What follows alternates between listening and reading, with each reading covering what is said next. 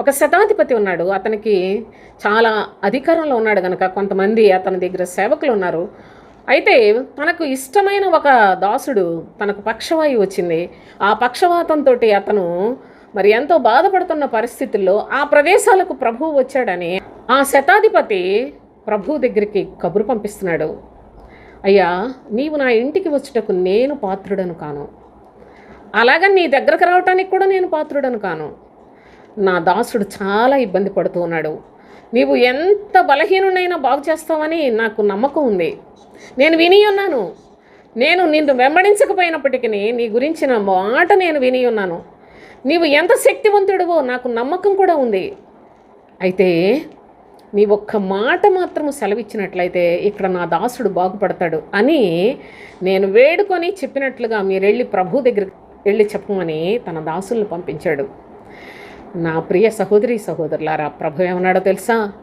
నిజంగా ఇశ్రాయేలీల్లోనైనా ఎంత విశ్వాసము ఉన్నట్టు నాకు కనిపించలేదు, కానీ శతాధిపతి యొక్క విశ్వాసాన్ని చూచి ప్రభు చాలా సంతోషించినట్లు లేఖనాల్లో మనం చూస్తాం. అంటే దేవుని యొక్క సన్నిధిలో ఒక అన్యుడిగా వచ్చిన వ్యక్తి తాను కూడా ఒక అవసరం నిమిత్తం తను తాను ఎంత తగ్గించుకున్నాడో, ఎంత దీనుడిగా ఉన్నాడో, దేవుని మాట మీద ఎంత నమ్మకాన్ని కలిగి ఉన్నాడో, దేవుని మాటను తన హృదయమందు ఎంతగా విశ్వాసముతో, వినయంతో, విధేయతతో అయ్యా నీవు నా ఇంటిలోనికి రావడానికి నేను పాత్రుడను కాను అని తన్ను తాను ఎంతగా దేవుని కుమారుని ఘనపరుస్తూ తాను తగ్గించుకున్నాడో ఈ సందర్భంగా ప్రభు హృదయములు ఎరిగిన తండ్రి గనుక ఆయన అందుకనే ఇశ్రాయేలీల్లో కూడా ఎవరికి ఇంత విశ్వాసం ఉన్నట్టు నేను చూడలేదు అని ఒక సాక్ష్యం ఇస్తూ అతని దాసుని స్వస్థపరిచినట్లుగా దేవుని యొక్క పరిశుద్ధ లేఖనాల్లో మనం చూస్తున్నాం.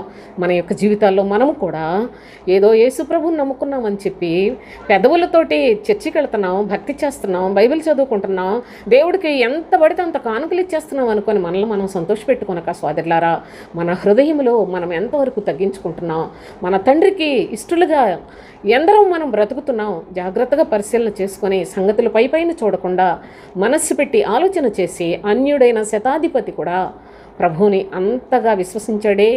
దేవుని పిల్లలమని చెప్పుకుంటున్న మన యొక్క జీవితాల్లో మనం ఎంతవరకు నమ్మిక కలిగి ఉన్నామో, ఎంతవరకు ప్రభువుని యొక్క చిత్తాన్ని నెరవేరుస్తూ ఆయన వెంబడిస్తున్నామో పరీక్ష చేసుకుందాం.